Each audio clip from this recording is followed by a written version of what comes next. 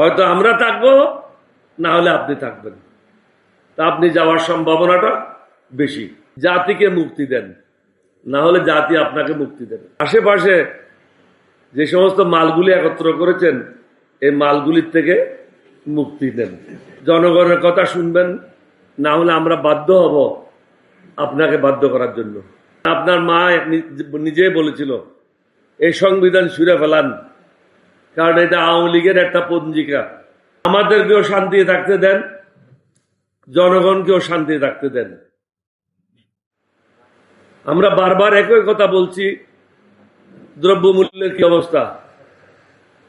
নতুন কোনো চাকরি নাই, মানুষের আয়ের কোনো উন্নতি নাই, কিন্তু তাকে প্রতিনিয়ত 4 গুণ 5 গুণ পয়সা দিতে হচ্ছে। এই পয়সাটা কোত্থেকে আসবে?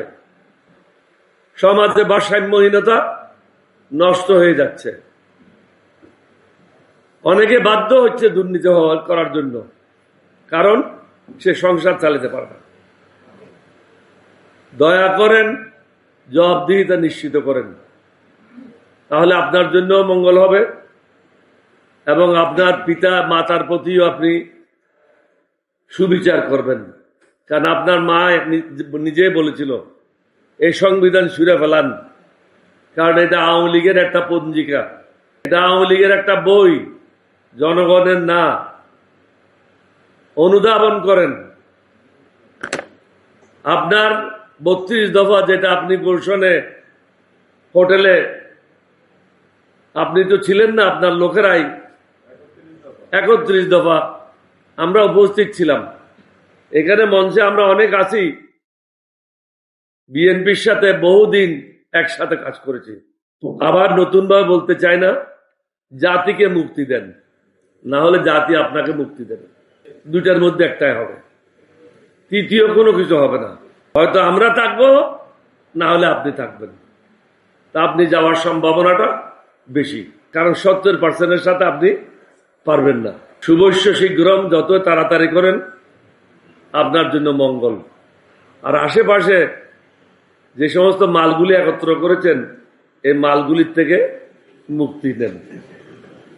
এগুলি ভালো মাল না, পচা মাল। পচাও এরকম না। আমাদের দেশে বলে লইট্টা মাছ, লইট্টা মাছ পচে গেলে খাওয়া যায় না। এগুলি লইট্টা মাছের থেকেও খারাপ। এগুলির থেকে মুক্ত হন এবং যারা বেফাস কথা বলে, মন্ত্রণালয় চালায়, তাদের থেকে আমাদেরকে মুক্তি দেন।